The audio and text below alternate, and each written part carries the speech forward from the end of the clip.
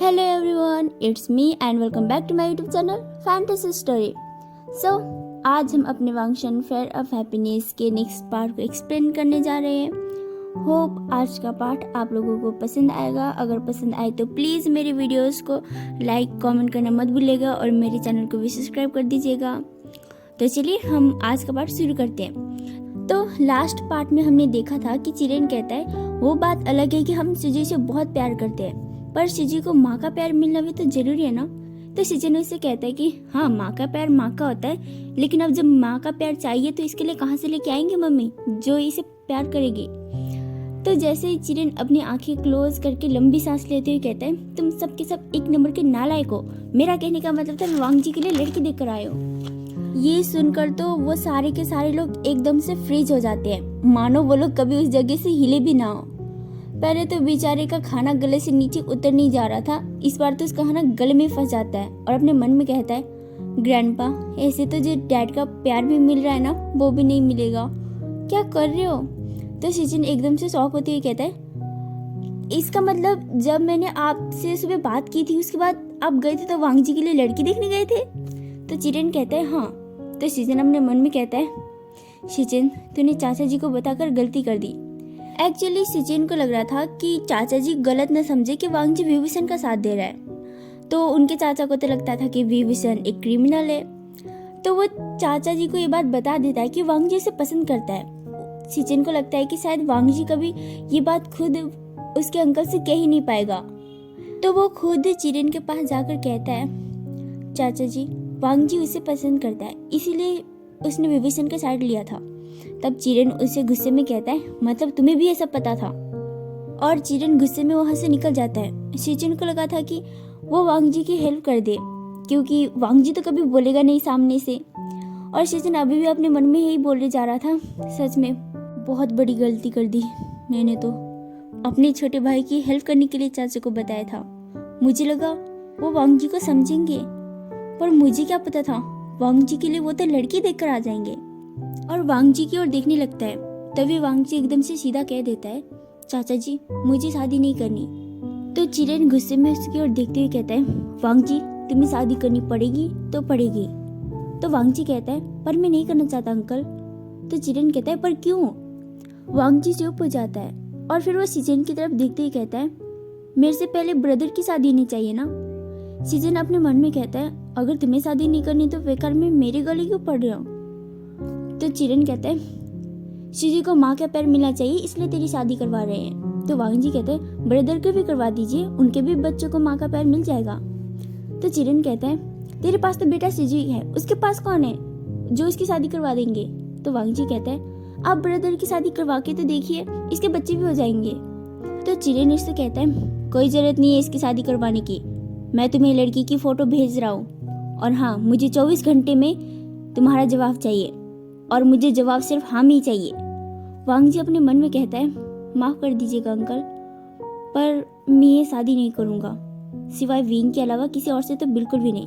आप जितनी बार भी पूछोगे मेरा जवाब हमेशा यही होगा। इधर सब लोग आराम से बैठकर खाना खा रहे थे।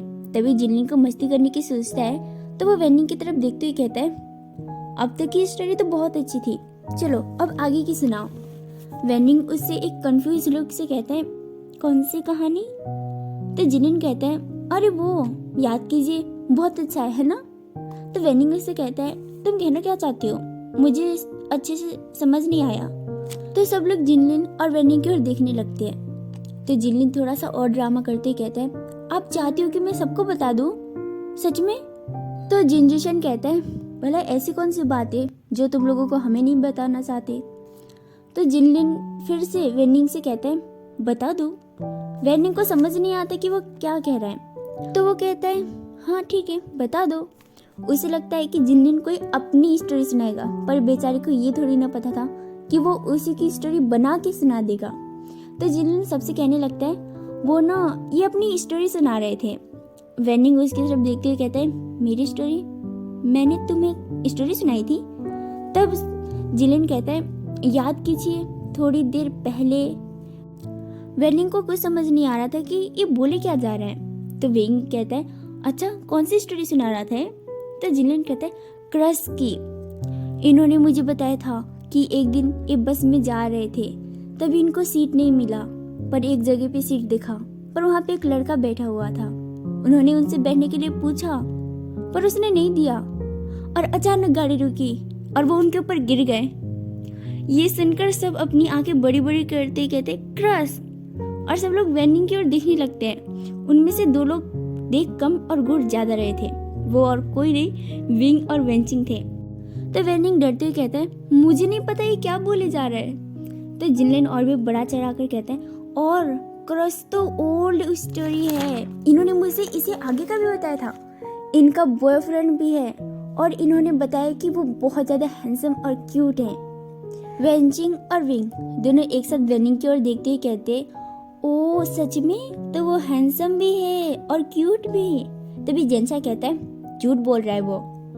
तो अब दोनों उसकी तरफ देखते हुए एक साथ कहते हैं, क्या वेनिंग झूठ बोल रहा है कि उसका बॉयफ्रेंड है? तो जेंसा कहता है, नहीं, मेरा मतलब वो नहीं था। तो वो दोनों फिर से एक साथ कहते हैं, अच्छा फिर ठीक है। तभी जेंसा कहता है, अरे मेरा कहने का मतलब था कि जिनलिन झूठ बोल रहा है। और वो दोनों एक साथ वेनिंग की ओर देखते हुए अपना सिर हिलाते हुए कहते, इसका कुछ नहीं हो सकता। तभी विंग वेनिंग से कहता है, तभी सोचो, आज तक जिसने किसी की आंखों में देखकर बात नहीं किया, अचानक से उसका बॉयफ्रेंड कैसे बन गया?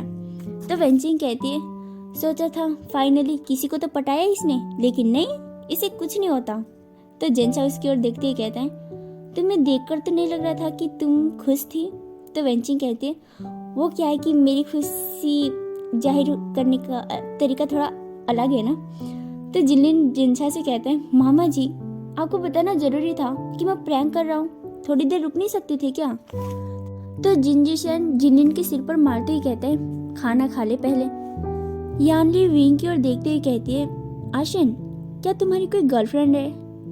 तो वेंचिंग अपने मन में कहती है, गर्लफ्रेंड नहीं बॉयफ्रेंड पूछो। तो विंग यानली को देखने लग जाता है और कहता है, नहीं सीजी, ये कैसी बातें कर रही है आप? तो यानली कहती है, अच्छा तो कोई बॉयफ्रेंड?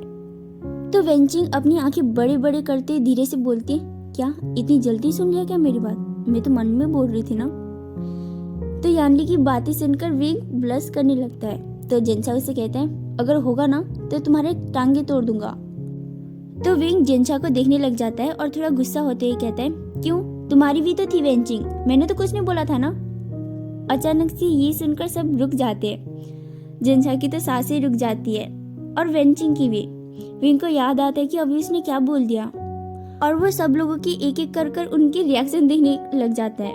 सबका रिएक्शन थोड़ा शौक वाला था, पर तभी विंग जेंसा और वेंचिंग की ओर देखता है। दोनों उसे घूर के देख रहे थे और दोनों ने हाथ में चम्मच इतनी जोर से पकड़ रखा था कि अगर वहाँ पे बाकी लोग ना होते ना, तो वो दोनों अब भी खड़ा होकर विंग के पास जाके उसके गाल पर 2 चाटे लगा दे। तो विंग बिना उन दोनों के चेहरे पर देखे चुपचाप खाना खाने लग जाता है। यानली जेंसा की ओर देखते हुए कहते हैं, आचेंग तुमने हमें कभी बताया क्यों नहीं? और जिंजिशन भी शुरू हो जाता है, हाँ हमें बताया क्यों नहीं? कम से कम हमें ये तो बता ही सकते थे ना, हम क्या तुम्हारे लिए इतने पराये हो गए? इतनी जरूरी बात तुमने आज तक हमें बताया क्यों नहीं? और तुमने हमें ये बात बताना जरूरी भी नहीं समझा। जेंसा उसे कहता है, मेरी बात तो सुनिए। तो फिर से यानली कहने लगती है, क्या सुनिए आचेंग, मैंने तो सोचा भी नहीं था तुम हमसे इतनी बड़ी बात छुपाओगे और इतनी बड़ी बात बताने से हमसे हिचकिचाओगे। हम तो तुम्हारे अपने थे ना। जेंचंग उसे समझाने की कोशिश करता है, पर तभी फिर से जिंजिशन शुरू हो जाता है और वो दोनों जेंचा को कुछ बोलने ही नहीं दे रहे थे। बेचारे जेंचा परेशान होकर चुप ही हो जाते हैं। यानली और जिंजिशन कम से कम 10-15 मिनट का अपना इतना लंबा चौड़ा भाषण सुनाने के बाद अचानक से दोनों जोर जोर से हंसने लगते हैं। वेनिंग और वेंचिंग दोनों अजीब नजरों से उन्हें देखने लगते हैं। तो जिनचंग विंग की ओर देखते ही कहता है, क्या हुआ? तो विंग अपने इशारे से कहता है, मुझे क्या पता। तो यानली हंसते हुए कहती है, ये बात ये बात तो मुझे पहले से पता थी। पहले तो सबको शौक लग रहा था, पर इस बार विंग जेंसा और वेंचिंग को शौक लग जाता है। तो विंग हैरान होकर कहता है, शिजी आपको पता थी? तो यानली कहती है, हाँ। तो जिनलिन कहता है, यहाँ पे सबको पता था, बस मुझे नहीं पता था ये बात। तो वेनिंग उसकी ओर देखते ही कहता है, मुझे भी नहीं पता था। तो जिनलिन कहता है, अच्छा अब ठीक है। तो विंग यानली से कहता है, शिजी आपको कैसे पता थी? यानली स्माइल करते हुए कहती है, तुम्हें याद है जब जिनलिन छोटा था तो वो काफ़ी रो रहा था। तो विंग उसे कहता है, ये हंसता ही कब था, 24 घंटे तो रोता रहता था। तो जिनलिन अपना मुंह बनाकर विंग की ओर देखने लग जाता है। तो यानली जोर जोर से हंसते ही कहती है, हाँ वो बात तो है। और उस टाइम पे जिनलिन काफ़ी छोटा था और घूमने जाने के लिए जिद कर रहा था, तो तुम दोनों उसे घुमाने लेके गए थे। तुम्हें याद है, मैं जिनसा के लैपटॉप पे कुछ काम के लिए देख रही थी, पर आचिंग ने अपना लैपटॉप ऑफ करना ही भूल गया था। जब मैंने काम के लिए उसे ओपन किया तो मैंने वहाँ पे आचिंग और वेंचिंग की चैट देखी। वहाँ पे अब सबको ये तो पता चल गया था कि वेंचिंग जिनशा की गर्लफ्रेंड थी, पर उनमें से सिर्फ विंग को पता था कि अब उन दोनों के बीच में क्या है। जेनचेंग और वेंचिंग दोनों ही काफी अनकंफर्टेबल फील कर रहे थे। तभी जिनलिन जिनशा को और भी चिढ़ाते हुए कहते, अच्छा मामा जी, तो आप जो मुझे ज्ञान देते थे, अब पता चला कि आपको इतना ज्ञान कहाँ से था। तो विंग कहता है, जिनलिन उसे परेशान मत करो। तो जिनलिन उसे कहता है, आपसे मतलब मैं आपको थोड़ी ना बोल रहा हूँ। तो विंग कहता है, क्या तुम्हारे मामा ने तुम्हें सिखाया नहीं था क्या कि बड़ों को ऐसे उल्टा जवाब नहीं देते। तो जिनलिन कहता है, हाँ सिखाया था ना। अगर कोई तुम्हें फालतू का ज्ञान दे तो वो ज्ञान उसे वापस लौटा देना चाहिए। मेरे मामा ने तो ये भी सिखाया था कि विभूषण नाम के इंसान से लाइफ में दूरी बना कर रखना चाहिए। पता नहीं आजकल उन्हें क्या हो गया है जो खुद ही इस बात को फॉलो नहीं कर रहे, पर उन्होंने तो ये भी सिखाया था कि विभूषण नाम के इंसान के खिलाफ तुम जितना बुरा बोल सकती हो, जितना बुरा सोच सकते हो, तुम्हारे लिए उतना अच्छा होगा। और उन्होंने ये भी बोला था कि विभूषण नाम के आदमी से इधर से भी रास्ते से में कहीं नहीं टकराना चाहिए, वरना तुम्हारी जिंदगी में सारा दिन बुरा जाएगा। जिंदगी तो वैसे भी बुरा ही हो जाएगा। और उन्होंने मुझे ये भी सिखाया था कि अगर तुम्हें बहुत ज्यादा गुस्सा है तो विभूषण की फोटो पर तीर चलाना। अगर तुम रियल पर्सन पर भी तीर चलाओगे तब भी कोई प्रॉब्लम नहीं होगी। तो विंग कहता है, अरे लेकिन मुझे तो प्रॉब्लम होगी ना। बस करो, इतना ज्ञान काफी है। लगता है तुम्हारे मामा ने कुछ ज्यादा ही सिखाया है। तो जिनलिन कहता है, हाँ बहुत। आखिरकार ज्ञान तो दिया मेरे मामा जी ने है ना। तभी जिनशा कहता है, मैंने नहीं सिखाया ये सब इसे। तो विंग कहता है, जिनशा तुम्हारे पास कोई और काम नहीं था क्या जो बच्चों को ये सब सिखा रहे थे? खुद तो ये सब करते ही हो, इवन बच्चों को भी ये सब सिखा रहे हो। तुम बच्चों को मेरे बारे में इतनी बुरी बातें कैसे बता सकते हो? तुम्हें मेरी अच्छी बातें बतानी चाहिए। और तुम तो बोलो ही मत, वैसे भी मुझे जीजा जी ने पहले ही बता दिया है। तो जिनशन कहता है, क्या बात है, पहली बार तुम्हारे मुंह से अपने लिए जीजा जी सुन रहा हूँ। शायद आज तुम्हारी तबीयत ठीक नहीं है, पर कोई बात नहीं, हॉस्पिटल चले जाना, सारा बिल मैं पे कर दूंगा। ये मेरी तरफ से तुम्हारे लिए गिफ्ट समझ लेना। तो विंग कहता है, गिफ्ट देना ही है तो कोई अच्छा सा गिफ्ट दो ना। तो जिनशा कहता है, अब क्या गिफ्ट भी वो तुम्हें पूछ के देंगे कि क्या दे। वेंचिंग काफी देर से चुपचाप बैठी थी। वो अपना खाना फिनिश करके खड़ी हो जाती है और अपनी कुछ प्लेटें उठाकर किचन में चली जाती है। किचन में जाकर वो उस प्लेटें को रख देती है और वो वहाँ के सामने जो वाटर टैप था उसे खोलकर अपने फेस से पानी डालने लगती है। वो उस टाइम को याद करने लगती है जब जिनशा ने विंग को घर से निकाल दिया था, और तब वेंचिंग दूसरे शहर में थी। जब वो उस शहर में आई थी तो वो विंग से मिलने जाने से पहले जिनशा से मिलने गई थी हॉस्पिटल में। तब वो अपनी कोर्स कंप्लीट करके आई थी। जब न्यूसांग से उसे पता चलता है कि जिनशा और विंग के बारे में, तो वो सीधा हॉस्पिटल चली जाती है। जिनशा यानली के पास बैठा हुआ था और यानली वहाँ पे सो रही थी। वेंचिंग उसके पास जाती है। जिनशा उसे देखकर वेंचिंग को एकदम से हक करके रोने लगता है। वेंचिंग कैसे भी करके जिनशा को शांत करती है और वापस उस चेयर पर बैठ जाता है। वेंचिंग उसे कहती है, मुझे माफ कर दो, जब तुम्हें मेरी जरूरत थी तब मैं यहाँ पे नहीं थी, और तुम लोगों ने मुझे पहले क्यों नहीं बताया। तो जिनशा उसे कुछ नहीं कहता। वेंचिंग यानली की ओर देखते हुए कहती है, क्या वो ठीक है? तो जिनशा कहता है, नहीं, उन्हें इंजेक्शन लगाकर बेहोशी की दवा दी है। पता नहीं जब से शिजी होश में आई है वो अजीब हरकतें कर रही है। शिजी न मुझे पहचान रही है और न हमें से किसी को। तो वेंचिंग कहती है, तो डॉक्टर ने कुछ बोला? तो जेंचिन कहते हैं, बोला था, शिजी के ब्रेन में चोट लगने की वजह से उनकी याददाश्त चली गई है। तो वेंचिंग कहती है, मतलब उनकी ब्रेन की सारी मेमोरी चली गई है? अगर ऐसे में उन्हें फिर से याद दिलाने लगेंगे कि उनके मॉम डैड के साथ क्या हुआ था, तो उन्हें तो कुछ भी हो सकता है। तो जिनशा कहता है, डॉक्टर ने भी यही बोला था। तो वेंचिंग कहती है, तो तुम क्या करोगी अब? तो जिंचा कहता है मुझे नहीं लगता मुझे शिजी को यहाँ पे रखना चाहिए। अगर हम यहाँ पे रहेंगे तो वैसे भी शिजी को कहीं से न कुछ तो पता चल ही जाएगा, और मैं नहीं चाहता कि ऐसे टाइम पे उन्हें कुछ भी याद आए। हमारी अमेरिका में एक नया ब्रांड लॉन्च हुआ है, और अगर जिंजूशन माना तो मैं शिजी को वहीं लेके जाना चाहता हूँ। तो वेंचिंग एक बेचैन सी वॉइस में कहती है और विभूषण का क्या? जिंचा एकदम से गुस्से वाली आवाज में उसे कहता है वेंचिंग, मैं शिजी को अमेरिका भी इसलिए लेके जाना चाहता हूँ कि विभूषण उससे दूर रहे, और तुम चाहती हो कि मैं अभी भी उसके बारे में सोचूं? तो वेंचिंग कहती है क्या तुम्हें सच में इस पर भरोसा नहीं है? तो जिंचा उसे कहता है मैं उसका नाम भी दोबारा नहीं सुनना चाहता। तो वेंचिंग फिर से उसे कहती है तुम्हारे और यानली के अमेरिका जाने के बाद क्या, उसका क्या? तो जिंचा उसे कहता है मुझे फर्क नहीं पड़ता, और वो वैसे भी मेरा भाई नहीं है। वेंचिंग जब जिंचा के मुंह से ये सुनती है तो वो चुप हो जाती है, क्योंकि अब उसे पता चल गया था अब जिंचा से और बहस करने का कोई फायदा नहीं है, क्योंकि अब किसी की भी बात नहीं सुनने वाला।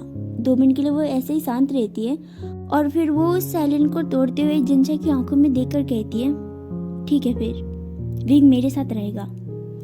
ऐसा बोलते टाइम उसकी आंखें थोड़ी ब्लर थी आंसुओं से, क्योंकि उसे भी पता था उसके ये बोलने के बाद शायद ही जिंचा और उसके बीच में अब सब कुछ ठीक रहता। फिर भी वो अपने आंसू को गिरने नहीं देती। जिंचा उसे अपनी गुस्से वाली आंखों से देखते हुए कहता है तुम अभी भी उसका साथ देना चाहती हो? तो वेंचिंग कहती है हाँ। तो जिंचा कहता है लेकिन क्यों? तो वेंचिंग कहती है क्योंकि वो मेरा दोस्त है और मुझे इस पे पूरा भरोसा है। जिंचिंग, तुम्हें याद है जब मुझे डॉक्टर की पढ़ाई करनी थी लेकिन मेरे पास पैसे नहीं थे, तब मेरे पास उस घर को बेचने के अलावा और कोई रास्ता भी नहीं था, जो मेरी माँ की आखिरी भी निशानी है। उस टाइम पे विंग ने अपने पैसे देकर मेरी हेल्प की थी, जो कि अंकल जैंग और मैडम यू ने उसके लिए रखे थे। तो जिंचा उससे कहते हैं अगर तुम मुझे ये बात पहले बताती तो मैं तुम्हें भी पैसे देता। तो वेंचिंग कहती है बात ये नहीं है कि अगर मैं तुम्हें पहले बताती तो तुम मुझे पैसे देते। मेरे कहने का मतलब ये है कि जिस दोस्त ने जरूरत पड़ने पर तुम्हारा साथ दिया, उसको जरूरत पड़ने पर मैं कैसे पीछे हट जाऊं? मैडम यू को तो अब तक यही लगता था कि विंग ने वो पैसे पार्टी में उड़ा दिए। इसी बात पर तो विंग को अब तक मैडम यू से कितनी डांट पड़ती थी। तुम वो दर्द महसूस नहीं कर सकते। तो जिंचा उसे कहता है मैं वो कर सकता हूँ वेंचिंग। तो वेंचिंग उसे कहती है नहीं, तुम नहीं कर सकते, क्योंकि तुम अडॉप्टेड नहीं हो। तुमने भी विंग का बस यूज किया जैसे हमारे आंटी ने हमारी की थी। जब मेरी माँ के पैसे उनके पास थे तब उन्होंने भी हमसे प्यार करने का बहुत नाटक किया था, और जब मेरी माँ की निशानी आखिरी वो घर बची थी, उन्होंने बोला था कि मैं उस घर को उनके नाम कर दूं। जब मैंने मना कर दिया था तो ये बात तुम भी जानते हो कि उन्होंने मेरे साथ क्या किया था। पर अब ये सब तुम्हें बोलने का कोई फायदा नहीं है। इतना बोलकर वो वापस जाने लगती है, और जैसे ही वो 2 कदम आगे जाती है, जिंचा उसे पीछे से कहता है तुमने क्या एक बार भी मेरे बारे में नहीं सोचा? हमारा क्या वेंचिंग? तो वेंचिंग उसे पीछे मुड़े बिना ही जवाब देती है सोचा था ना, पर मैं इतनी सेल्फिश नहीं हूँ कि अपने प्यार के लिए दोस्ती को भूल जाऊं। मैं वो बात नहीं भूल सकती कि जरूरत पड़ने पर उसने मेरी कितनी हेल्प की थी, पर कभी तुम ये मत समझना कि इसका मतलब मैंने तुमसे कभी प्यार नहीं की थी। इतना बोलकर वो बिना पीछे देखे सीधा बाहर की ओर जाती है, क्योंकि उसे पता था अगर वो पीछे मुड़कर देखेगी तो वो कमजोर पड़ जाएगी, और वो इतनी स्ट्रांग भी नहीं थी कि वो वापस जिंचा की आंखों में देखकर ये सब बोल सके। पर जैसे ही वो उस रूम से बाहर आती है, वो उसकी आंखों से आंसू अचानक अपने आप गिरने लगते हैं। वो बहुत कोशिश करती है पर उससे उसके आंसू रोके नहीं जाते, और वो वहीं जमीन पर अपने घुटने के बल बैठ जाती है। सो गाइस, हम आज का पार्ट यहीं पे खत्म करते। होप आज का पार्ट आप लोगों को पसंद आया होगा। अगर आज का पार्ट पसंद आया तो प्लीज़ मेरे वीडियोस को लाइक कमेंट करना मत भूलिएगा, और मेरे चैनल को भी सब्सक्राइब कर दीजिएगा। ओके, तब तक के लिए बाय, टेक केयर।